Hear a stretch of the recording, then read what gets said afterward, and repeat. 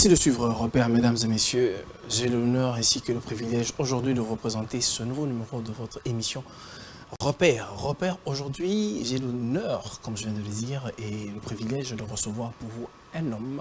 Il est aussi un repère. Aujourd'hui, dans notre pays, en République démocratique du Congo, je parie que vous avez vu partout sur les affiches, sur nos plateformes, que nous allons recevoir un repère. Lui, c'est Jonathan Bilari. Nous allons devoir parler sur ce plateau avec lui de lui en tant que repère, de ses réalisations en tant que journaliste et aussi en tant que candidat député national. Jonathan Bilari, bonjour et bienvenue. Bonjour Jules Billet, merci beaucoup pour l'invitation, je suis très heureux d'être là et surtout qu'après mon retour, c'est un honneur, un réel plaisir et surtout d'être là. Et, je n'ai pas souvent trop parlé de ma personne, mais s'il faudrait penser, passer le flambeau et préparer la relève, je pense qu'il est important de temps en temps qu'il y ait des repères qui s'invitent sur votre plateau. Merci de penser aussi aux autres. Très bien. Comme je l'ai dit, mesdames et messieurs, nous allons parler du repère. Le repère sur son plateau aujourd'hui, c'est Jonathan Bilari. Je sais que vous êtes très nombreux à nous suivre. Vous attendiez tellement cette émission. Vous m'avez écrit de partout. Alors, le repère est là sur notre plateau. Jonathan. Jules Billet. Comment s'est passé votre périple, votre voyage? Bien, et j'ai vraiment eu le temps de passer, parce que c'est vrai, je suis quelqu'un de très curieux, et j'ai dû prendre soin de m'y rendre à ces endroits où j'ai à l'époque trop entendu parler, donc il était important pour moi d'aller, à l'idée de pouvoir revenir et de raconter l'histoire à ma manière, mais en parlant de ce que j'ai vécu. Et j'ai dû profiter aussi de l'occasion en étant là-bas. Et surtout, c'était pour répondre à l'invitation de Pascal Okwakanza qui se mariait. Et c'est un honneur pour moi de prêter de ma voix et de ma personne comme des cérémonies. C'est toi qui avais officié la manifestation. Et vraiment, j'ai eu le temps d'aller à des endroits historiques. Et j'ai pris soin, c'est vrai que je n'ai pas eu le temps de pouvoir faire un reportage ou des interviews, mais j'ai d'abord pris soin, non seulement moi-même, d'apprendre sur le lieu, et prochainement je reviendrai avec des reportages, question aussi de pouvoir partager mon vécu et mon expérience de l'autre côté. Très bien. Je signale que Jonathan Bilari était secrétaire général AIA Cassia, Movement of Development, journaliste à CBS TV et Radio, et puis journaliste à Digital Congo jusqu'à nos jours. Jonathan, parlez-nous un peu au fait de votre parcours, parce que on voit là à Cassia, secrétaire adjoint, un général AD intérim, et puis jusqu'à arriver à Digital Congo. Essayez un peu de nous parler de votre parcours. C'est quand même long, mais je vais essayer de résumer. Évidemment. Jonathan Bilari, je suis allé à l'école comme tout le monde. Je me rappelle quand je suis arrivé en 4e des humanités, à l'époque, le conseil pédagogique est venu à ma rencontre parce que la chaîne Mirador, à l'époque, recrutait de jeunes pour un programme Génération Mirador qui était présenté par... C'était en quelle année? Par une dame magnifique. C'était en 2007-2008. Et 2007-2008. Et à l'époque, l'émission qui était présentée par Madame Emeraude Sindani et j'embarque au sein de l'aventure. Et avec le temps, j'ai gravi les échelons jusqu'à devenir secrétaire général de l'émission en question, Génération Mirador. Et bien, comme il était question d'abord de mettre un break parce que j'étais en année terminale, donc j'étais en train de préparer les examens d'État, donc j'ai dû mettre de côté parce que je devais vraiment me concentrer. Et donc j'avais vraiment rompu avec la télé. Et je me rappelle qu'à l'époque, en étant tout jeune, il y avait mon oncle Crispin Ngoïka Kienza, que je salue d'ailleurs en passant, qui avait pour habitude de m'amener avec lui à l'IFASIC. Donc je voyais ce qu'il faisait et ça me donnait le goût sans vraiment penser que j'allais finir par là. Ah ouais. Et c'est quand je vais à l'université de Kinshasa, j'évolue. Après un moment, cet appel a été plus fort que ma personne. Et après, en 2013, je me rappelle, j'étais au salon avec ma mère. À l'époque, elle était un tout petit peu malade. Parce qu'on on regarde la télé, au bas de l'écran, il y avait un message qui défilait en disant que CBS Télévision recrutait les animateurs télé, radio, etc. Et à l'époque, je me rappelle que je revenais de l'église avec mon meilleur ami Jonathan Inquiété, que je salue en passant. Le pasteur qui prêchait, qui disait, écoute, dès que vous avez un diplôme, kota là, un diplôme, bah, kumaraka kaliboso, mais na sima bati kaka vide. Na vide, doit aller là, parce que yo m'ouvrir pour créer mon salanao. En sortant, moi et mon ami, on se posait des questions. Moi, je me dis, mais moi, je ne sais que parler et écrire. Et mon ami qui me dit, mais moi, je n'ai que mon intelligence à mettre au profit des autres. Et après, pendant ce moment où CBS lance le casting, j'en parle à ma mère qui m'encourage d'aller et tenter ma chance. C'est quand j'arrive, par ma plus grande stupéfaction, c'est que j'ai été la meilleure recrue de l'époque. Et après, là, vous sortiez carrément de l'université. Oui, là, je suis vraiment sort de l'université. C'est en 2013 que je commence au sein de CBS Télévision. Et en arrivant, on m'accorde l'émission Au cœur de l'œuvre. Et j'avais aussi l'émission Question Mark. Et après des ans, on me retire l'émission Cœur de l'œuvre. Et je ne suis resté que sur Question Mark. Je crois 7-6 mois après. Et on m'accorde l'émission Atmosphère matinale. C'est là que je commence maintenant à grandir et à fréquenter d'autres réseaux. Et c'est en 2015, en 2014, j'ai la chance de rencontrer M. Alayaf de Pigma lors d'un projet Festival international de gospel de Kinshasa, où il me donnera la chance d'être maître des cérémonies. Et c'est là que j'intègre vraiment le goût de pouvoir travailler dans les maisons de production, dans la rédaction, etc. Et c'est en 2015 qu'Alayaf me donnera la chance de travailler comme dans la rédaction, comme journaliste dans le projet Vodacom Best of the Best 2015. Et donc c'est là où je commence vraiment à gagner de l'argent comme il se devrait, à fréquenter le réseau qu'il y avait et surtout à me faire connaître et surtout avoir assez dans l'agenda pour faire grandir mes projets. Et c'est en 2016, au cours du projet RTL Trace, dont je travaille aussi dans la rédaction, que j'ai la chance d'être le maître des cérémonies du festival Jazz Kiff.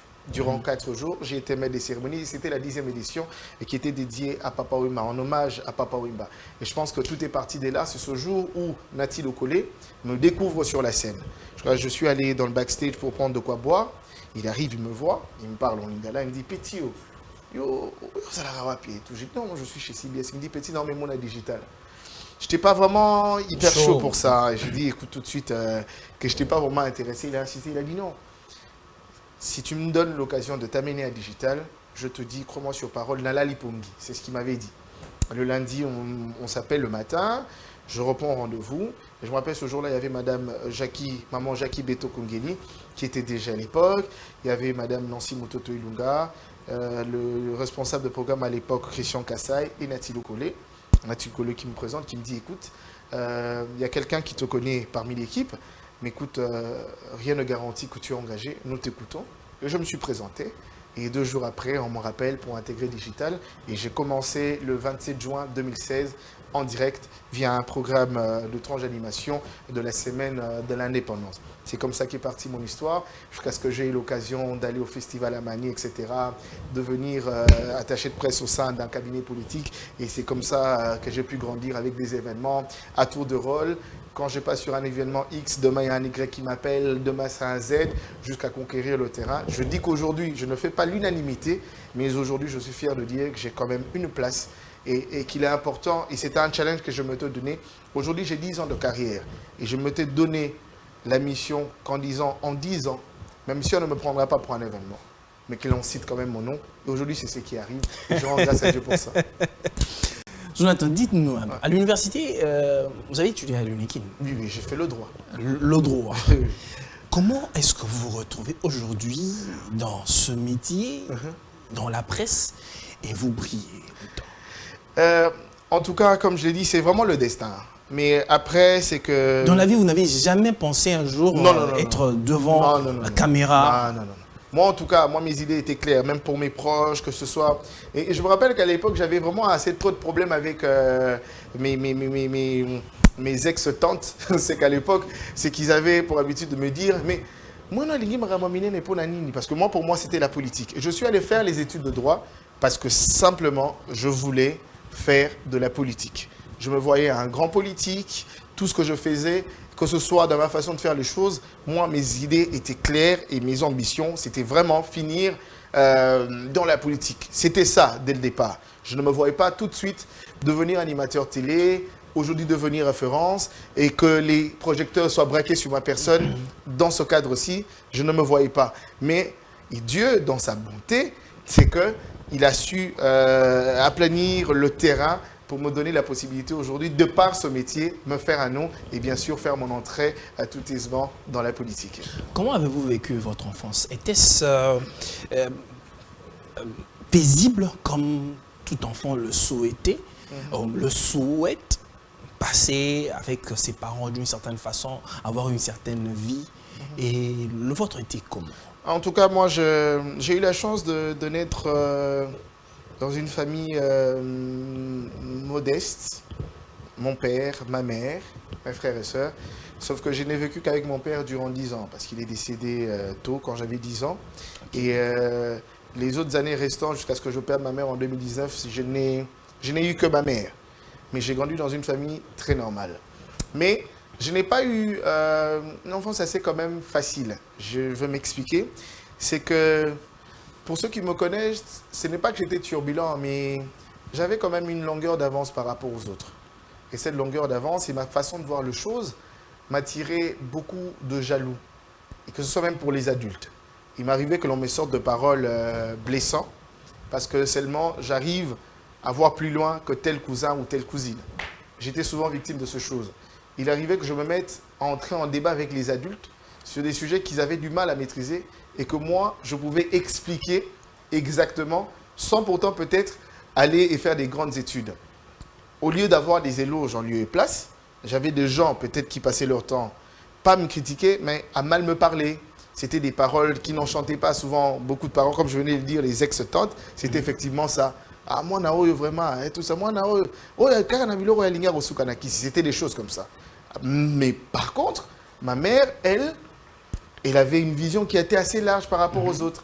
Je n'avais jamais vu ma mère me dire non. Dans tout ce que je faisais, elle m'encourageait. Et ça explique même, il y a 2 fois, je me rappelle au début de notre mariage avec ma femme, c'est qu'elle avait du mal à me comprendre comment est-ce qu'il était possible que je ne sache rien faire de la maison. Ni faire la lessive, Ni la vaisselle, préparer. Mais ma mère a beaucoup plus concentré son temps à investir sur ma personne. Pour elle, c'était moi, je devais d'abord étudier. Les autres préoccupations ne pouvaient pas être mon problème. Et elle me le disait souvent, ma pauvre mère, c'était Yaya Yotanga, classe. Les restes, ce n'est pas ton problème. Parce qu'elle savait que tout ceci allait arriver. Elle était incomprise à l'époque. Et personne ne pouvait me comprendre. Mais aujourd'hui, c'est vrai que le langue, au lieu de pouvoir applaudir, j'ai beaucoup plus encore attisé de la haine et de la jalousie. Mais moi, je rends grâce à Dieu. Et ça, c'est dans les destins de l'homme. Un peu comme Joseph. Un peu comme Joseph. Naturellement, aujourd'hui, pour exercer ce métier de journaliste, il faut soit faire une formation, passer par les FASIC, ou bien faire la communication, je ne sais où, ou encore passer dans une rédaction. Alors vous n'êtes passé peut-être pas dans une école de formation, ou même pas à l'EFASIC. Comment vous arrivez à le faire si bien? Et comment vous êtes arrivé à intégrer si facilement qu'on vous prenne comme ça à CBS, alors que se tenir devant la caméra comme ça, c'est pas donné à tout le monde. Ça effraie comme vous n'avez pas possible, qu'on n'a pas l'habitude, pour une première fois. Eh bien, Jules Millet, comme je venais de le dire, en 4e des humanités, j'avais pour habitude d'aller dans un programme télé, un programme pour jeunes et un programme pour enfants à l'époque, si vous voulez bien, Génération Mirador. Et moi, j'avais une dame qui présentait cette émission, pour qui, à chaque fois quand elle parlait, je la regardais et je suivais de très près ce qu'elle faisait. Vous êtes un grand observateur. Absolument. Les mots qu'il utilisait, sa façon de se tenir, et toute sa posture, tout ce que vous voulez. Et moi, j'étais vraiment... Et je suivais ça de très près. Peut-être qu'à l'époque, elle ne pouvait pas le remarquer. Et j'ai dû faire un effort, je suis devenu proche d'elle. Effectivement, c'était pour bien la cerner et comprendre ce qu'elle avait à donner. Effectivement, le jour où je suis allé à un casting, je me rappelle à l'époque, c'était le directeur général Nolbi Kamba, que je salue en passant. Nolbi n'en revenait pas que je sois un jeune qui n'avait jamais travaillé à la télé, qui n'avait jamais été à l'IFACI, qui n'avait jamais fait des formations. Et je veux même te faire rire. Le jour du casting, quand j'arrive, je trouve des milliers de candidats. Jules, des milliers de candidats. Mais quand j'arrive, je le vois, il me pose la question, Yoza, non, je suis candidat. Ah, bon, l'équipe est belle, les Ghana éliminé Bino Bokende. Il oublie que la dernière phrase, quand on se bousculait pour enregistrer le nom, il avait annoncé en disant, ne vous bousculez pas. Si tu es tête, tu seras tête. C'est ce qu'il disait de sa bouche. Et quand j'arrive, on entre dans une grande salle. Ok. Et puis il pose la question, où sont les présentateurs télé? Passez de ce côté. Je passe. Les animateurs télé, radio de ce côté. Ok. Et il dit, bon, on va commencer avec le présentateur télé. Vous passez, vous donnez votre nom et vous faites l'annonce. Peu importe l'émission, vous choisissez vos titres, c'est à vous de voir. Je regarde, à ma droite, il n'y a personne. Je regarde à gauche, il n'y a personne. Je lève ma main. Je passe. Il me dit le nom, je donne Jonathan Biard. 3, 2, 1, 0, action.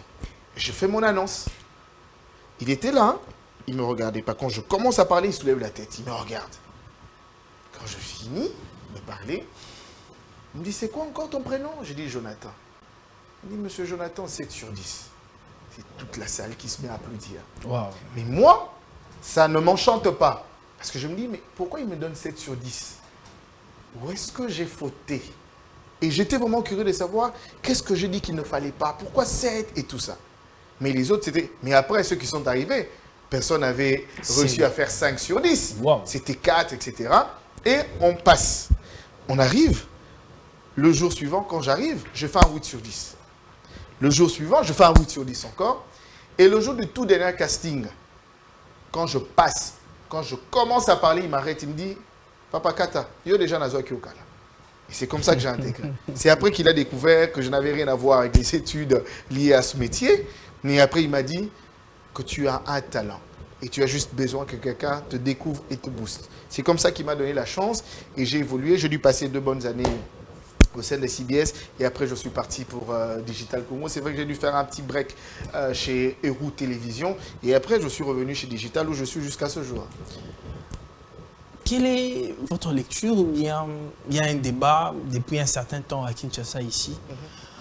On est en train de catégoriser les journalistes d'une certaine façon, ceux qui sont sortis de l'IFACIC et ceux qui n'ont peut-être pas fait de formation, ainsi de suite. Je veux citer notre grand frère Israël Mutomboye, vilipendé du matin jusqu'au soir.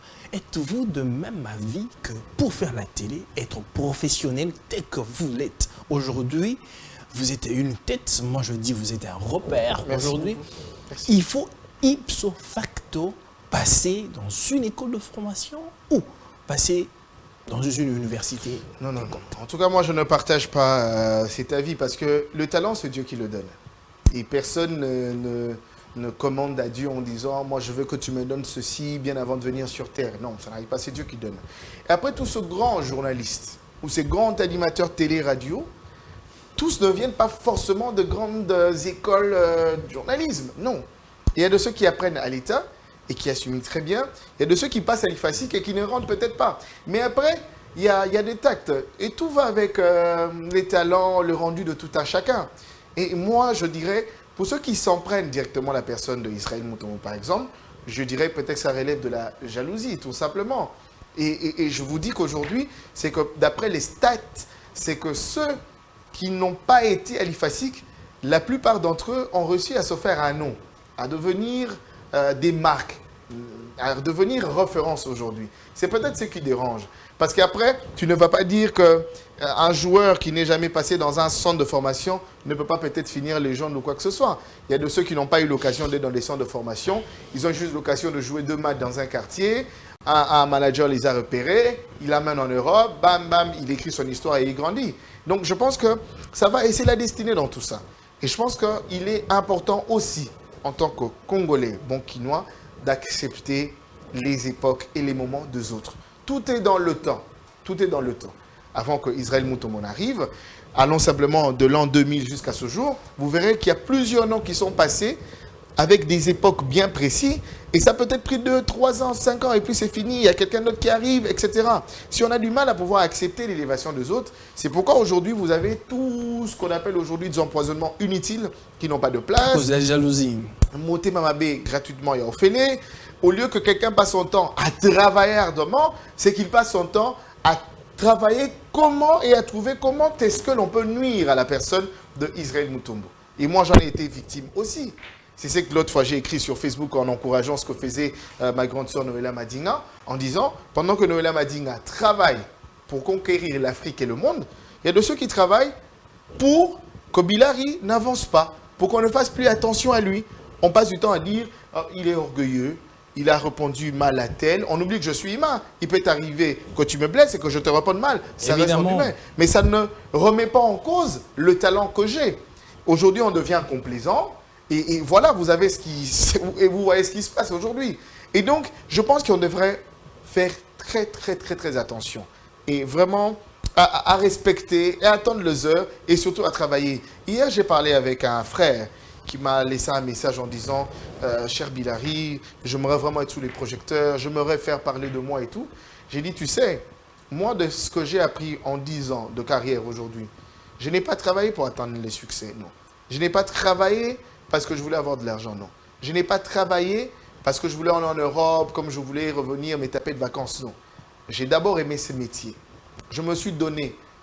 Il y a de ceux qui me suivent et qui savent qu'à l'époque, je pouvais sortir de chez moi, je n'avais que 1000 francs congolais, où je ne prenais qu'un taxi aller 500 et 500 retour. Mais aujourd'hui, je ne prends plus ce même taxi-là. J'ai des véhicules. Vous voyez, c'est arrivé avec le temps. Et une fois, j'ai discuté avec Zachary Bababasue, qui a dit que Nasala Kopo pour l'art est la nanga ya ngomoko. Et tout. D'abord la passion. C'est d'abord la passion. Et ça paye cash. Ne t'inquiète pas, Jules Bié, ça paye cash. Autant d'années, et la nature est tellement juste. Autant d'énergie que tu débourses aujourd'hui. D'ici 2-3 ans, et quand ça arrive, tu ne demandes pas. Je n'ai pas demandé aujourd'hui, moi Jonathan, me balader sur Paris et rencontrer des gens qui me demandent en photo. Ça, je ne l'ai pas demandé. C'est arrivé de soi. Je n'ai pas demandé, moi Jonathan Bilari, aujourd'hui, devenir une référence et repère. J'ai juste pris soin de travailler, respecter et discipliner. Je ne manque jamais à mes programmes. Quand j'ai une mission, je me prépare. Quand j'ai un événement, je prends soin de me préparer à fond. Et ce que je dis doit cadrer avec l'occasion, circonstance et tout ce que vous voulez. Je ne fais pas du jalelo, je ne me mets pas au rabais, je me respecte. Je sais que ma vision elle est claire. Demain, si je me lève un matin en disant que je vais être candidat président de la République, que je sois irréprochable. Et voilà. Super! Pour tous ceux qui nous suivent en ce moment, vous avez le conseil de Jonathan Bilari. C'est assez, en tout cas, clair et puis simple. C'est à vous de prendre et puis d'appliquer. En tout cas, c'est simple. Je parie que mon homme t'a zui par naïe, en fait. Je voulais savoir un peu, quelle lecture faites-vous, en fait, dans le monde journalistique en République démocratique du Congo? Comment vous analysez un peu l'atmosphère journalistique aujourd'hui? Moi, ce qui m'intrigue, c'est le comportement de quelques confrères aujourd'hui. Aujourd'hui, la politique du pays nous a divisés. Et c'est quand même triste de se retrouver. C'est vrai qu'il y a quelqu'un qui m'avait laissé entendre en disant qu'il n'y avait pas de journaliste neutre. Bon. Mais que l'on arrive à se séparer parce que nos convictions ne permettent pas que l'on se mette ensemble, c'est normal. Mais on ne peut pas se déchirer à un point où on peut se haïr parce que toi tu soutiens Y, moi je soutiens Z. Je pense qu'au sein de la corporation aujourd'hui, nous devons prôner l'unité. Ça me touche d'entendre parler que tel confrère a été capable de mettre tel X en prison. Ça me touche de me réveiller un matin d'entendre parler que tel confrère a livré tel X à la sécurité, etc., à la NER et tout ça. Alors que ça ne devrait pas exister. Je pense qu'au-delà de nos divergences, le journaliste, nous avons pour mission de rendre l'info. Au-delà de rendre l'info, mais c'est cette fraternité que nous avons. Parce que nous sommes tous à la quête du bonheur de la population congolaise. Parce que c'est vraiment, en tout cas, fait la comme moi. Nous avons beaucoup de la population, je dénonce ça à XY. Voilà l'exemple de ceux qui ont dénoncé hier. Aujourd'hui, on nous donne raison quand on dénonçait en disant ceux qui passent à la télé pour dénoncer tel autre méfait ne les font pas forcément pour le peuple. Ils ont des agendas cachés. Aujourd'hui, vous nous donnez raison parce qu'ils sont à l'Assemblée nationale, etc. Mais après, ont-ils ce même effervescence qu'ils avaient quand ils étaient encore journalistes. C'est des questions que l'on se pose. Mais je pense qu'il y a moyen quand même de réguler. Et qu'aujourd'hui, on ne peut pas se permettre de se réveiller un matin parce qu'on a un téléphone iPhone et qu'on a les micros que l'on peut connecter à son téléphone. L'on se fait appeler journaliste aussi abusivement comme ça. Ça ne passe pas. Aujourd'hui, ceux qui font des émissions YouTube et tout ça, au lieu de pouvoir informer les gens, au lieu de passer les infos, au lieu de travailler pour le développement du pays, au lieu de rendre les choses telles quelles, on ne passe que du temps à insulter les autres, à dénigrer les autres et voire même toucher à la vie privée de quelqu'un sans remords. Et ça devient grave. Les journalistes aujourd'hui peuvent se permettre de passer à la télé, s'insulter à longueur de journée. Parce que X soutient de telle obédience, l'autre est de telle obédience. Et c'est des choses qu'il faudrait éradiquer. L'autre fois, le ministre Mouya... Et beaucoup vont beaucoup plus pour dire, ah bon, c'est l'éditorial, donc je suis libre de faire ce que moi je veux. Oui, vous êtes libre. Moi, j'ai quand même eu la chance d'aller sur 2, 3, 4 médias, parce que moi-même, je suis responsable d'un média aussi, Analytique Info. J'ai lancé ce média le 29 avril à l'idée de faire mes analyses sur les critiques de l'actualité. Critiquer ne veut pas dire insulter. Deux fois, on arrive à confondre les choses. Et généralement, c'est surtout ceux qui font des émissions en lingala. Surtout ceux qui font de l'émission en lingala. Remarquez bien, même dans leur parler, vous avez une touche d'impolitesse qui s'invite. Alors que critiquer ne veut pas dire insulter. Critiquer ne veut pas dire dénigrer. C'est des choses que l'on doit prendre soin. Malheureusement, je n'ai pas été invité à prendre part lors des états généraux qui ont été organisés par le ministre Mouyaya, mais en disant qu'il fallait détecter les moutons noirs, en finir avec eux. Je pense que ce grand combat d'abord de pouvoir enlever les moutons noirs au sein de la corporation, ça ne sera pas certes facile, mais c'est un grand combat. Mais ça nous exige déjà en soi de travailler d'abord pour informer la population. Les journalistes n'est pas militants. Pas du tout. Il est clair de pouvoir faire un choix aujourd'hui. Soit on est militant politique, soit on est journaliste. Ça ne marche pas de pair. Ceux qui critiquent les régimes aujourd'hui sont applaudis et c'est eux qu'on appelle les journalistes résistants, etc. Non, alors que sous d'autres cieux, c'est des choses qui ne passent pas. Soit on est journaliste, soit on ne l'est pas. Le choix est clair. Le choix est clair. Le choix est clair. Soit on est journaliste, soit on ne l'est pas. Malheureusement, aujourd'hui, on voit des journalistes militants qui prennent carrément de positions radicales pour leur bourreau. Non. Ça ne devrait pas être le cas. Je pense qu'aujourd'hui, on n'est peut-être pas en train de tuer au fait, le métier. Oui, à petit feu. Ça, il faut le dire ouvertement. Parce que l'émission, c'est repère. Ah ouais. J'imagine... On ne sait pas compter le nombre de jeunes qui vont tomber sur cette émission. Combien de jeunes te prennent pour modèle? Combien de jeunes me prennent pour modèle? Et moi, il arrive de tomber sur des messages où il y a de ceux qui ne veulent que faire comme toi.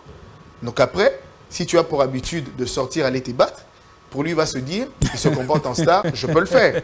C'est des choses dont on a du mal à pouvoir faire attention. Ah ouais. Et là, c'est un problème. Que vas-tu dire à un jeune qui sort tout fraîchement de l'IFASIC en disant que, en tant que journaliste, tu n'as que pour mission informer, faire des investigations et de dire la vérité, rien que la vérité. À quel moment tu vas convaincre ce jeune, pendant qu'il se réveille à la télé, il tombe sur quelqu'un qui parle, qui dit non, le président de la République, lui, il a échoué, etc., etc. Pour lui, il se dit, pour Bana, je dois emprunter ce chemin-là. Pour Bana, il faut critiquer le régime. Il n'a pas le temps de travailler sur l'info. Regarde tout ce qui se raconte même pendant que tu suis les JT. Je t'ai convié à suivre plusieurs chaînes en même moment. Et surtout ceux de Lingala. Tu verras que, en ce qui concerne ma proximité, ah non, laisse tomber. Tu te poses la question, tu te dis, mais c'est vraiment ça un reportage? Même s'il fallait vraiment trouver un langage propre au quinois, ça ne devrait pas passer. Mais qui pour interdire? Qui pour interdire? Qui pour interdire? Le ministre a aussi pour mission de pouvoir éradiquer cela. Mais il ne le fait pas seul. Du moment où il fait tomber des décisions, c'est la corporation qui s'acharne sur sa personne. On oublie que nous, en tant que journalistes, on a souvent un problème, on veut d'une chose et de son contraire. On dirait l'acharnement sur les journalistes. Alors que ce n'est pas le cas. Alors que ce n'est pas le cas. Et tout retombe sur le gouvernement. Bien sûr, les dirigeants. Mais si, c'est vrai, on trouve toujours. Malheureusement, c'est que nous, Congolais, on aime bien indexer les autres. Quand rien ne va, c'est l'autre. Ce n'est pas... Voilà, quand rien ne va, c'est l'autre. Quand tout marche bien, non, c'est moi. Quand rien ne va, personne ne veut porter la responsabilité. Je pense qu'il est temps de se lever, d'accepter de prendre la responsabilité. Même quand on échoue, c'est important. Telle chose n'a pas marché, c'est à cause de tel. Et d'en parler ouvertement. Le clientélisme et tout ce qui va avec, de le mettre de côté. Et surtout qu'aujourd'hui, malheureusement... Le tribalisme bas. Non, mais... Et surtout qu'aujourd'hui, au-delà de tout, vous avez ce qu'on appelle de la complaisance. On a vécu ça lors de la francophonie. Moi, je n'étais pas au pays, mais tu reçois des appels de gens. Pourquoi pas XY? Pourquoi tu n'es pas là? Moi, déjà, dès le départ, je savais que je n'étais pas convié à cette rencontre. Parce qu'il y a tel Y. Pour lui, ma tête ne lui plaisait pas. Et donc, je ne pouvais pas prendre part à la francophonie. Ça, je l'ai dit ici en exclusivité chez toi. Et je savais que je n'étais pas convié à cette messe. Mais moi, Jonathan Billard, je ne demande pas. Je ne commande pas. Et je le dirai aujourd'hui, je suis devenu ce que je suis aujourd'hui parce que j'ai travaillé ardemment. Mais peut-être quelque part, c'était aussi un souhait de faire partie de la francophonie. Non, mais je pense, écoutez, la francophonie, en RDC pour le compte de 9e jeu, j'ai été le présentateur de la mascotte. Lorsqu'on dévoilait la mascotte au Palais du Peuple, c'était moi le maître des cérémonies. Il y avait le Premier ministre et les autres membres du gouvernement. J'ai eu un plaisir de les faire. L'événement a été retransmis en direct à la RTNC. Et de suite après, je crois que 2 semaines avant, j'ai été à la place de la Victoire pendant qu'on présentait la mascotte. J'ai eu le plaisir de les faire. Et pour moi, j'ai joué ma partition. Mais après, que quelqu'un vienne dire à tel, on ne le veut pas parce que sa tête ne plaît pas à X, Y, ça explique ma raison, pourquoi je n'étais pas là. Et j'ai décidé d'aller en Europe, de profiter un peu du tourisme de l'autre côté. Et surtout, comme j'étais invité officiellement par Lokwa Kanza pour prendre part à son mariage, je me suis dit, c'est l'occasion de pouvoir un peu quitter le pays. Quand vous avez appris ça, ça nous avait peut-être pas dérangé un tout petit peu? Non, mais moi, en fait, tu sais, malheureusement, le Congolais se plaît dans ça. Et puis, il y a un slogan... Quand il fait mal à l'autre. Oui, un slogan, oh, Azui 12. Moi, je m'en moque. Moi, je m'en moque. Mais moi, au fait, une chose dont je suis fier, et je l'ai dit et je le répète, que je ne demande rien que ce soit un XY. Et personne ne dira qu'il m'a pris pour faire son événement parce qu'il devait le faire parce que j'étais son petit. Non. Chaque fois que j'ai été à la tête des événements, c'est parce que j'ai un talent. Ils savent que si c'est Billari qui le fait, on a tel résultat. Et sachant que j'ai tout ça comme potentiel, frère, je ne fléchis pas. Tu veux, tu donnes. Tu ne veux pas, tu n'es pas Dieu. Et tout passe, tout est dans le temps. C'est ce qui s'est passé. Comme on dit en anglais, take it or leave it. Absolument. Et donc, je ne me battrai jamais pour ça. Je ne veux pas débousser de l'énergie pour faire parler et pourquoi et tout ça, vous aurez dû et tout ça. Ça m'a quand même fait mal de voir sur les réseaux sociaux, tout le monde est tagué. On aurait bien voulu que ça soit XY. Pourquoi Billari, tu n'es pas là? Pourquoi tu choisis de partir à tel moment, etc. Mais après, il a fallu que je dise la vérité de ce qui s'est passé. Je n'ai pas pris déjà part à ce rendez-vous parce que dès le départ, j'étais informé que ma tête ne plaisait pas à quelqu'un. Et donc, je n'ai pas besoin de flatter cette personne. Que ma tête plaise à cette personne ou pas, ce n'est pas mon problème. Mais je suis juste curieux de savoir ce qui va arriver dans 2 ans. Si je ne veux plus briller parce que cette personne, ma tête par exemple, ne plaît pas à cette personne. C'est ce dont je suis curieux. Et tellement que je suis croyant et chrétien, je travaille ardemment. Et Dieu, dans sa bonté et dans son amour, c'est qu'il a toujours été de côté de pauvres et des innocents comme moi. Et finalement, je finis toujours par gagner. Est-ce qu'avec la personne, peut-être plus tard, ou bien les années antérieures, ou bien les jours passés, vous n'avez peut-être pas eu de quoi? Non, ça ne devait pas être un problème. Ça ne devait pas être un problème. J'estime que nous sommes humains, cher Jules Millet. Nous sommes humains. Dans les comportements des humains, il peut y avoir des écarts de relation d'homme à homme, ce qui est normal. Mais est-ce que cela me permet de remettre en cause le savoir de Jules Millet? Parce que nous sommes en froid. Et sur le plan professionnel, bon... Non, nous avons un sérieux problème avec ce qu'on appelle le professionnel. Et c'est ça le problème. Il y a un problème. On a du mal. Il y a quelqu'un... Excusez-moi, je veux quand même le dire. Quelqu'un qui se plaît d'aller dire ouvertement que Jonathan doit venir me présenter des excuses pour une histoire, s'il te plaît, liée aux femmes, qui n'a rien à voir. Peut-être parce que tu m'aurais vu une fois parler avec une ex à toi. Et ça devient tout un tas de problèmes. Et tu en fais un sérieux problème jusqu'à vouloir nuire à la personne. Parce que tu as tes idées macabres. Non, ça n'a pas de sens. Ça n'a pas de sens. Mais je reste serein. Je ne me plaindrai jamais. Je regarde. Je suis serein. J'observe comment ça se passe. Et après, 2 ans, 3 ans, on va se rencontrer. On se posera des questions. La roue tourne, chers frères. Les forts d'hier sont les faibles d'aujourd'hui. Et les faibles d'aujourd'hui sont les forts de demain. Prions Dieu que seul Dieu nous protège. L'avenir, seul l'avenir, chers frères. L'avenir nous donnera raison. Seul l'avenir. Et vous avez très bien calculé le temps de partir et puis de rentrer. Absolument. Pour ne pas être payé pendant les festivités. Sinon, le moment était vraiment bien choisi. Moi, quand j'ai reçu le contact de Pascal Lokwakanza pour aller et prendre part pour son mariage, et je me suis dit c'était l'occasion. C'était tombé à pic. Oui, oui, vraiment, en tout cas, c'était l'occasion. Et pour moi, je n'ai pas réfléchi des fois. Je suis parti. Je suis revenu le 7. Donc, la francophonie a pris fin le 6. Donc, je reviens le 7. Et la vie reprend son cours. La vie reprend son cours. Et donc, je n'ai pas été affecté.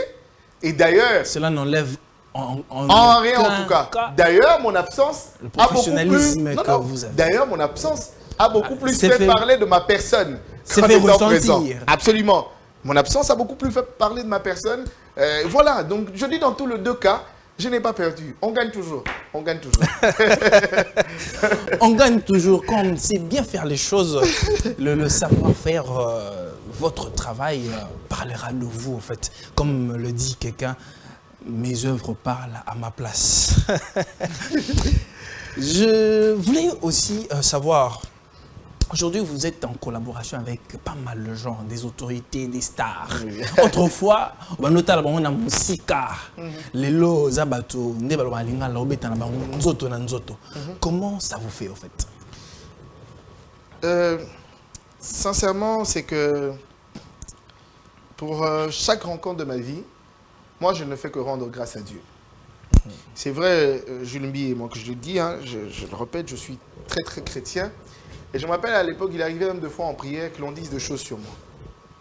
Que tu vas rencontrer tel, il y aura un moment où tu vas aller chez tel va te contacter, ceci va arriver. Et ce qui est très difficile quand tu reçois une prophétie, c'est que tu ne sais pas quand est-ce que ça arrive. Et ça arrive pendant le moment où tu t'attends le moins. Et c'est ce qui m'arrive. Moi, quand j'ai des rencontres comme ça, je rends grâce à Dieu, je dis Seigneur, merci, je te prie de me protéger encore et de me garder. Et je prends toujours soin de prier pour les autres. Après, je me dis, Seigneur, si tu as été capable de me prendre dans le néant et de m'amener là, je te le demande de le donner 2 fois plus encore chez les autres. Si tu m'as donné 1, donne 2, 3 à d'autres jeunes. Donne 5, 6 à tel autre. Et ça a toujours été ma prière. Et je pense que Dieu connaît mon cœur. C'est pourquoi d'ailleurs il me bénit chaque jour qui passe. Malgré le combat, je ne fléchis pas, je me bats. La vie est faite de combats. Et c'est comme ça que l'on se mesure aussi. Et surtout quand on est appelé à de grandes choses, il faut accepter à prendre le coup. Tu le prends sur toi. Tu te lèves et tu avances. Et pour tout ce qui m'arrive aujourd'hui, pour toutes les belles rencontres que j'ai, et moi je ne fais que rendre grâce à Dieu. Et j'ai eu la chance d'avoir une fois sur un même plateau le gouverneur Jean-Tini Ngobila et le maire de Brazza, une superbe émission d'ailleurs qui est en ligne, Immersion. Et quand je regarde cette émission, je me dis, seul Dieu est capable de faire ça. Quand j'ai été à la messe du pape, où il y a plus de 1 million de personnes, où tu demandes à ce qu'ils lèvent leur mouchoir et tout, et que 1 million de personnes répondent, j'ai dit ça, c'est les miracles de Dieu, seul Dieu peut le faire. Et quand j'ai l'oreille de personnes qui m'accompagnent de tout cœur, vous avez l'exemple d'une dame comme Anne Bougougé, qui s'est impliquée et qui m'a pris la main et qui m'amène où je suis à ce jour, je me dis, ça, c'est les miracles de Dieu. J'ai de grands frères comme à l'exemple Eric Kassongo, qui avec les yeux fermés peuvent me pousser et m'accompagner, John Sanakanyoni, etc.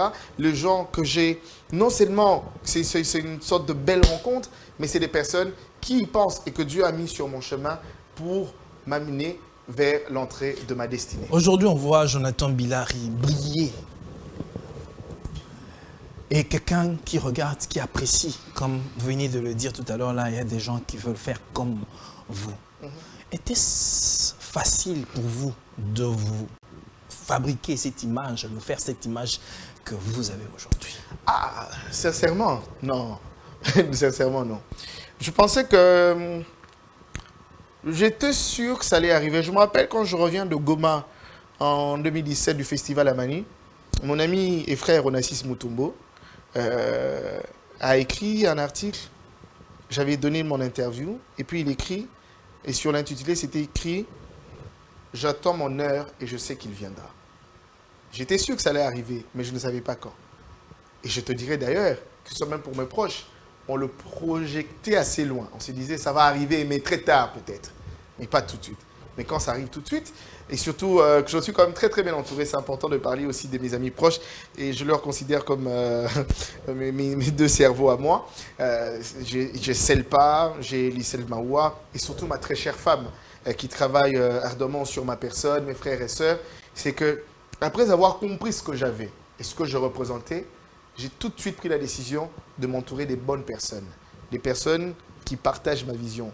Des personnes qui m'aiment d'abord pour moi et qui espèrent que si demain j'ai réussi, ils auront tous réussi au même moment avec moi. Et c'est ce que je représente aujourd'hui. Mais je te dis sincèrement, Jules Billet, j'étais très très loin de m'imaginer atteindre ce niveau. Mais je considère que je ne suis pas encore arrivé. J'ai quand même du chemin et j'ai pris Dieu pour ça.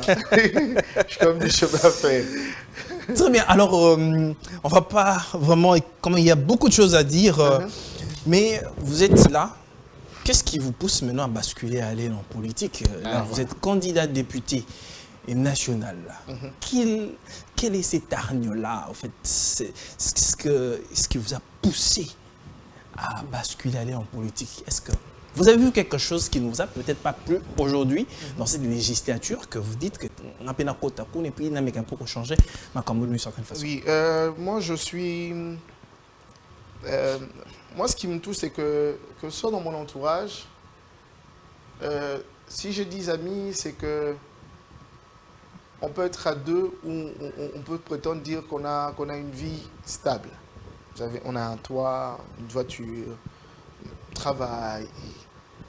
Et les 8 autres n'ont peut-être pas la chance et la grâce qu'on a.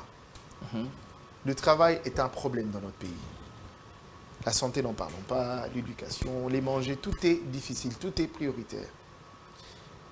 Et moi, ça me touche. J'ai eu la chance de faire quand même plusieurs pays. Et tu te rends compte que si le social est bien assis aujourd'hui, par exemple, en France, c'est parce qu'ils ont des élus qui travaillent pour assurer leur social par des propositions de loi. Les gens pensent que la France, on se réveille, on se dit que demain, c'est fini et tout, on va devoir remettre 40 € pour chaque chômeur, etc. Non, ça ne se fait pas comme ça. Des députés proposent des lois qui protègent la population, qui protègent chaque individu, que même en cas de chômage, qu'on ait la possibilité d'avoir du pain, de pouvoir aller en vacances, même en étant chômeur. Et je pense que ça devait être un rôle de chaque député. Malheureusement, ce n'est pas le cas. Moi, je suis très touché quand je rencontre des jeunes qui te posent la question en disant « Mais Jonathan Bilari, vous êtes la candidat, est-ce que vous voyez la biso misala? Est-ce que misala est causala? Est-ce que biso, tolingo, c'est la biso sort? Tokomi, assistant social ?» Alors que ça ne devait pas être le cas. Moi, ma réponse est que « Naïna mosala nanga député, et ça dit qu'on a un problème na bino bana moamba. Kosolo la yango, kopé ça va projet de loi. Mais ngai monsieur Zabeka kapona moamba te. Quand on est député national, c'est qu'on parle au nom du peuple dans l'ensemble. C'est faire des propositions de loi. Pas faire des propositions de loi dans le sens il y a populisme. Malheureusement, Ebele Lelo, ils ont pour le populisme. À ça, les propositions de loi, oh yo, pour la lobby, pour mais alors qu'on peut même travailler dans le fond. On n'est pas obligé de passer devant parler. On peut faire des travaux de fond et que les lots pèsent une mouma. Moi, c'est ça ma mission. Parce qu'après, tu vas sur quelqu'un qui dit, pendant que les intellectuels passent leur temps à critiquer le système, on a vu plusieurs personnes aller et déposer leur candidature. Et la plupart d'entre eux, peut-être intellectuels. Ça, c'était un tweet que j'ai lu. Et ça, c'était un lobby qui est bon. Ça m'a fait réfléchir. J'ai dit, mais comment est-ce que moi, je veux me plaire à se plaindre alors qu'il y a de ceux qui comprennent la réalité et qui veulent changer les choses. Dire que moi, Jonathan Bilari, je vais changer les choses dans un super-héros, j'aurais menti. Non, j'aurais menti. Je vais juste faire ma part. Je jouerai juste ma partition. Ça n'est de même avec le travail de fond que fait le président Félix Tshisekedi. C'est qu'aujourd'hui, il n'est en train que de faire sa part. Il est en train de relever le pays diplomatiquement aujourd'hui. Aujourd'hui, les projecteurs sont braqués sur la République démocratique du Congo. En 2028, parce qu'il gagnera les élections, je l'apporte mon soutien ouvertement, en 2028, il partira. Il y aura quelqu'un d'autre. Peut-être moi, je serai candidat à la présidence de la République. Quand j'arriverai à la magistrature suprême, je n'aurai pas pour mission à effacer ce qu'aura réalisé le président Tshisekedi. Je porterai ma pierre, je jouerai ma partition, et demain je partirai, il y aura quelqu'un d'autre. C'est aussi ça de voir cette vision de la démocratie. Pas condamner que pour condamner. On n'est pas qu'opposition parce qu'on veut que l'autre quitte. Non, la politique de haute-toi que je m'y mette, moi je n'ai jamais partagé cet avis. Mais c'est serrer le coude et voir ce qui est faisable, voir ce qui est bien et travailler ensemble. Le Congo, ici en RDC, tout est prioritaire.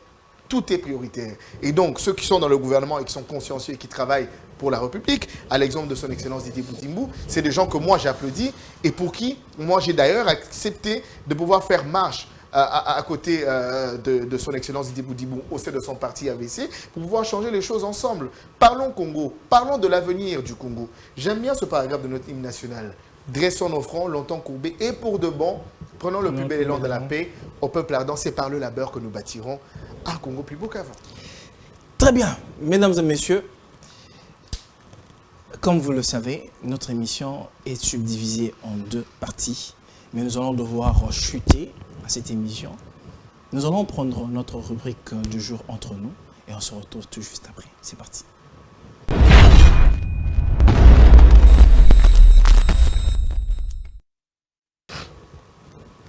Très bien, de retour sur ce plateau, mesdames et messieurs, comme vous avez l'habitude, vous connaissez très bien les méthodes, comment est constituée notre émission.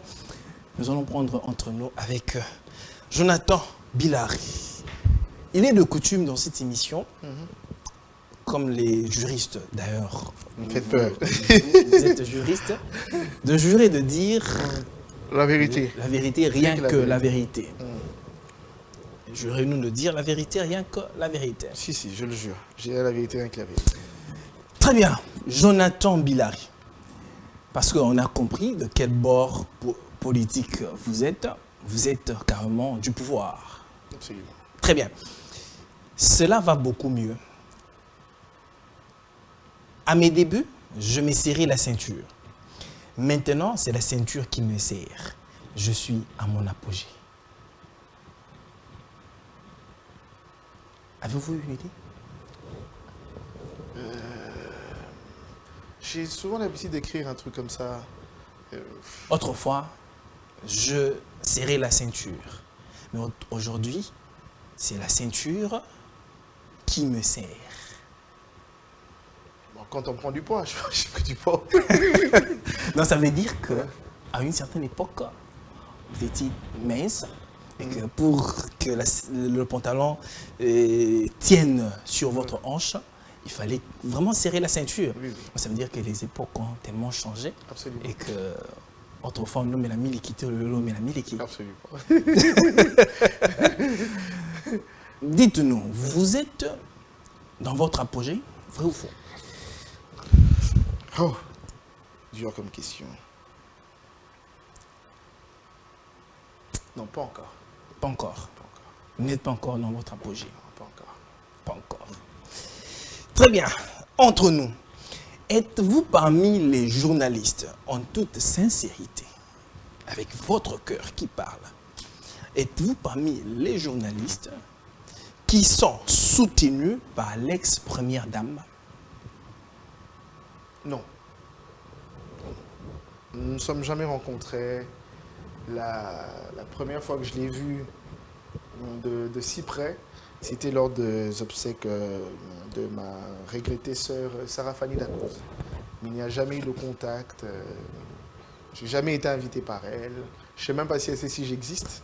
Ça s'est jamais arrivé. Mais vous êtes dans une chaîne Oui, la famille Kabila. Absolument, mais j'ai jamais été vraiment contacté. Ça, je l'ai dit sincèrement. Que ce soit les invitations, les sorties, les accompagnements, c'est jamais arrivé. Je ne connais pas le raison. Peut-être, voilà, c'est... Il est question de préférence aussi. Hein.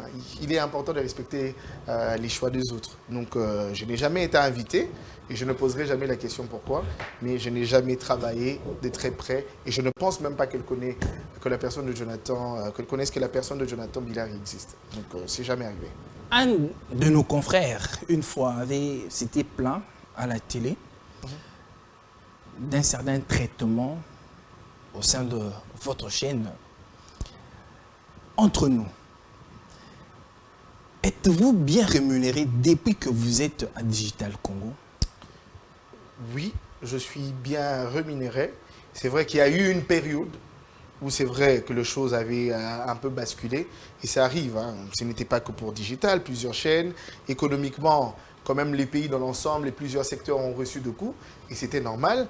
Mais après, la situation avait été régularisée. Et je n'ai pas de problème lié au salaire au sein de Digital Congo Télévision. Très bien. Jonathan Bilari, le grand MC, en République démocratique du Congo. Nous avons aussi un autre MC, Abdoul Kaba, qui est aussi un grand MC dans notre pays. Entre nous, Jonathan, dans un battle entre Jonathan Bilari et Abdoul Kaba, qui remporte le prix? Ça, je ne sais pas le décider. C'est la population, parce que moi, je ne sais pas dire si c'est moi ou c'est lui le meilleur. Lui, il est de Congo-Brazzaville, non? Il est de Congo-Brazza, donc il n'est pas de la République démocratique du Congo. Donc ça sera opposé deux pays. Mais ça reviendra à la population de décider au cas où il y avait battle. Mais c'est des choses que je ne souhaiterai jamais. J'estime qu'il fait bien son travail. Et voilà, il est très apprécié dans ce qu'il fait. Et j'applaudis. Et humblement, respect, chapeau bas pour tout ce qu'il a accompli. Et voilà, j'estime que moi, je suis en train de faire le petit peu que je suis en train de faire me suffit. Et voilà, donc je ne me vois pas aller directement en battle. Très bien. Il y a eu l'ouverture de la francophonie et puis la clôture de la francophonie. Quelle est la meilleure performance des artistes de l'ouverture à la fermeture? Entre nous, avec toute sincérité, l'artiste qui a presté à l'ouverture, à la fermeture. Nous avons Fally et Ferré, si on peut comparer les deux prestations. En tout cas, s'il faut parler de roulement d'événements, j'opterais pour l'ouverture de 9e jeu de la francophonie. Parce que Vivendi, d'après ce qu'on m'a laissé entendre, ils ont eu beaucoup de mois en amont pour préparer la dite cérémonie. Et c'est pourquoi même le choix de mettre les cérémonies, je retire mon chapeau, c'était bien. La dame même qui accompagnait, c'était cohérent, les mots justes, les interventions des artistes, Bill Clinton, Fanny Poupa, et tout était dans le timing, et ce qui était beau à voir. Mais avec la clôture, avec tout ce qu'il y avait, comme je désiste, je ne serai pas là, je serai là, etc.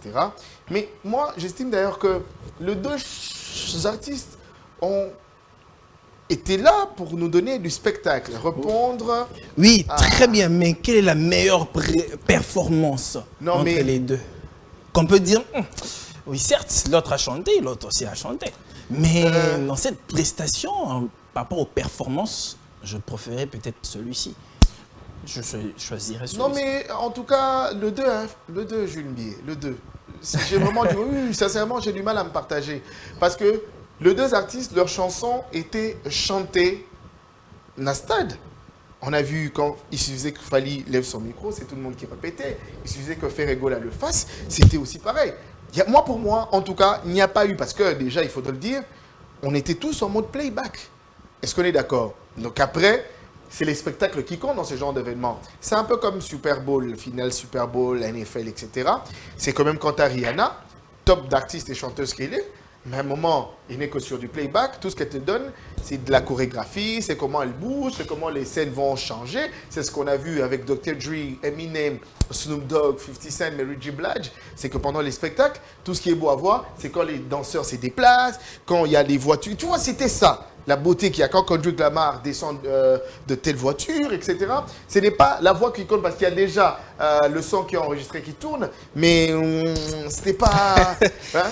Donc pour moi, ça reste c'était meilleur. J'ai envie de rebondir, mais comme on m'a déjà fait signe que nous sommes arrivés à terme de notre émission. Alors, avant-dernière question, entre nous, Jonathan, vous avez presté dans la manifestation lors de l'arrivée du pape. Qui est celui qui vous avait recommandé et comment êtes-vous arrivé là? Je rencontre Monsieur Josué Noël Chéquet. Nous sommes rencontrés dans un cadre. Le cardinal. Non, nous nous sommes rencontrés, on a discuté. Il m'a dit, Jonathan, en tout cas, j'ai besoin de tes services parce que j'organise la messe du pape Et j'ai vraiment besoin de réunir le meilleur puzzle pour la réussite de la dite messe. Et j'ai vraiment pensé à toi. Et en tout cas, prends mon numéro, laisse-moi un message ou appelle-moi tel jour. Il faut qu'on se voit, il faut parler. Il m'a remis son numéro. J'ai appelé, nous nous sommes fixés rendez-vous. Il m'a demandé de venir à Ndolo. Je suis arrivé. Et ce jour-là, il y a eu Thierry Kambundi qui nous avait rejoint, Rachel Kichita aussi. Et nous avons ensemble discuté, parlé. Il nous a partagé la vision qu'il avait pour la messe et en me disant ce qu'il attendait vraiment de moi pour la messe. Et nous avons discuté, parlé. Et c'est quelqu'un qui m'a vraiment... c'est un monsieur qui m'a mis bien. Hein, qui m'a mis bien. Je ne me suis jamais plaint pour quoi que ce soit. J'ai été bien payé. Et j'ai été d'ailleurs le plus gâté des autres. Parce que c'était vraiment un grand frère pour moi qui à chaque fois, même en cas de truc, on pouvait vraiment se parler. Je pouvais l'appeler au téléphone, le prendre, partager même un souci, peu importe, qui n'avait même rien à voir avec... et vraiment, ça a été un grand frère. Et je tiens à remercier Josué Noël Cheke du fond de mon cœur pour cette occasion en or qu'il m'avait donnée. Et quoi qu'il en soit, même après une seule heure, on en rappellera. Et d'ici, via ce plateau, cher aidé Josué Noël Cheke reçoit la gratitude de tout mon cœur et du fond du cœur. Merci pour tout. Très bien, dernière question entre nous, Jonathan Bilari. Quelle est ta plus grande performance dans ta carrière journalistique et que tu n'oublieras jamais toute ta vie? En termes d'événements ou émissions? Émission et puis événement. Pour moi, la plus belle émission, et quand je regarde, je ne fais que rire et ça m'amuse, c'est l'émission avec Werensen. Ça reste ma plus belle émission avec Werensen, que je salue en passant. Et vraiment, ça, je ne l'oublierai jamais. Ma plus grande performance, des événements qui m'ont vraiment marqué, j'en citerai deux. C'est la messe du pape Ndolo et le stade de Martyrs et le concert de Dadju à l'Athénée de la Gombe. C'était magique. Il suffisait de parler sans pourtant me présenter sur la scène, le public se mettait à crier, entendre ma voix. Et ça, c'était à merveille. Et quand je revois même les images, le jour où je suis tombé sur les films de Dadju, je vois comment est-ce que je l'ai annoncé et l'engouement, l'effervescence qu'il y avait. Et c'est des événements qui m'ont marqué à vie. Et je me dis, même si aujourd'hui je dois aller dans l'au-delà, chose que je ne souhaiterais jamais, je dois vivre jusqu'à 98 ans. Et je me dis que j'ai bien vécu mes heures de gloire. Et je rends grâce à Dieu pour ça. Très bien. Jonathan Bilari, nous avons fini. Merci beaucoup. Qu'est-ce que vous pouvez dire à la population qui nous suit en ce moment? J'ai tellement beaucoup de choses à dire. Ouais, 30 secondes. Ouais, j'ai tellement beaucoup de choses à dire. Mais en résumé, j'ai un slogan en disant Toza Elongo. Tokufanzala, Tolia, Tosala Mosala, Tobunapone Mboka, Toza Elongo. On ne se lâche pas, il faut se serrer les coudes, c'est important. Et je demande aux jeunes, c'est vrai que l'on peut se reprocher de choses, mais pensons d'abord à nous, pensons des développements, pensons changer les choses. Calomnier l'autre, on ne gagne rien. Moté Mamabe et Futarati. La méchanceté ne paye pas. Tous ceux qui ont passé leur temps à détruire les autres aujourd'hui, on n'en parle presque pas. Mais ceux qui ont travaillé pour le bien, aujourd'hui, l'humanité parle d'eux. Et c'est important de pouvoir inculquer cela. Je suis candidat pour Moamba, pour les élections législatives de 2023. Je suis au sein de AVC et Alliés. Et donc, merci pour la confiance au ministre Didier Boudimbo pour la marque de confiance. Merci à son secrétaire général et le secrétaire général adjoint, M. Djoussingo, que je salue en passant. Et surtout à la marraine, à celle qui me prend par la main et qui ne me lâche pas, Anne Mbougouge. C'est vrai que je sais que tu en as marre à ce que je te dise merci, merci, répéter, mais reçois cela de mon cœur à mes collaborateurs, à mes proches et surtout à ceux qui peuvent me dire « Jonathan, là tu as fauté, tu n'aurais pas dû ». Et Selpa, je pense à Lissel, je pense à mes petits frères Salomon, Jordan, Déborah, et je pense aussi à ma très chère épouse, qui elle n'a pas froid aux yeux pour me dire « Ah là, cher frère, alors t'as fauté ». Et vraiment, merci pour ces prières en longueur de journée pour que je me tienne. Mais le meilleur est à venir. Merci à toi, Jules Billet, avoir de gens comme ça qui peuvent nous donner la chance, cet espace d'expression. On ne sait pas demander mieux et meilleur que ça. Et je souhaite bon vent à ce programme magnifique qui est Repère. Et on se donne rendez-vous au sommet. Très bien. Mesdames et messieurs, c'en est fini pour ce numéro. Avec Jonathan, il y a tellement à dire, pas moyen de chuter, de mettre terme à cette émission. Il y a tellement, beaucoup d'éléments à dire, beaucoup d'éléments encore à partager avec lui, mais malheureusement, nous sommes pris par le temps. Merci d'avoir été très nombreux à devoir nous suivre.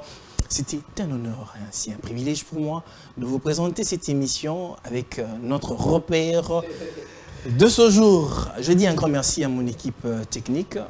Je vous retrouve très prochainement. Que Dieu bénisse la RDC. Au revoir.